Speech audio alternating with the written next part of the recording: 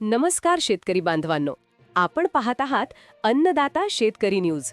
यंदाच्या अर्थसंकल्पातून बळीराजाला मोठ्या मदतीची अपेक्षा होती, पण झालं उलटच. खतांच्या किमतींबाबत एक असा निर्णय घेण्यात आलाय ज्यामुळे तुमच्या खिशाला मोठी कात्री लागणार आहे. केंद्र सरकारने दिलेलं हे अर्थसंकल्पीय गिफ्ट नेमकं काय आहे आणि DAP खताचे भाव आता गगनाला का भिडणार, पाहूया हा सविस्तर रिपोर्ट. मित्रांनो, नुकत्याच सादर झालेल्या अर्थसंकल्पात नायट्रो फॉस्फेट आणि अमोनियम फॉस्फेटवरील आयात शुल्काची म्हणजे इम्पोर्ट ड्युटीची सवलत सरकारने मागे घेतली आहे. याचा साधा अर्थ असा की बाहेरच्या देशातून येणारं खत आता महाग होणार आहे.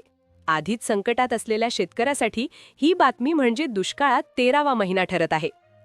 रासायनिक खतांवर आपण किती अवलंबून आहोत? आपल्या देशाला दरवर्षी तब्बल 110 लाख टन DAP खताची गरज असते. पण धक्कादायक वास्तव असं आहे की 2023-24 मध्ये आपण गरजेच्या 56.17% खत परदेशातून मागवलं. 2024-25 चा विचार केला तर ऑगस्टपर्यंत ही आयात 49.72% होती. म्हणजेच निम्म्याहून अधिक खतासाठी आपण दुसऱ्या देशांकडे हात पसरतोय.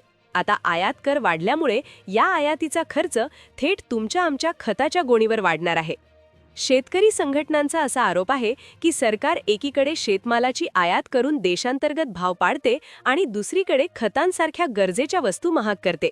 खतांचे दर वाढले की उत्पादन खर्च वाढणार, पण त्या प्रमाणात हमी भाव मिळणार का? हा सर्वात मोठा प्रश्न आज उभा राहिला आहे.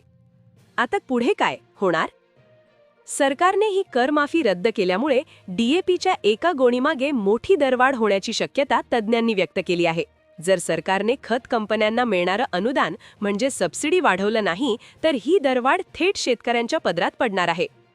शेतकरी मित्रांनो, ही दरवाढ तुम्हाला परवडणारी आहे का? सरकारचा हा निर्णय योग्य की अयोग्य?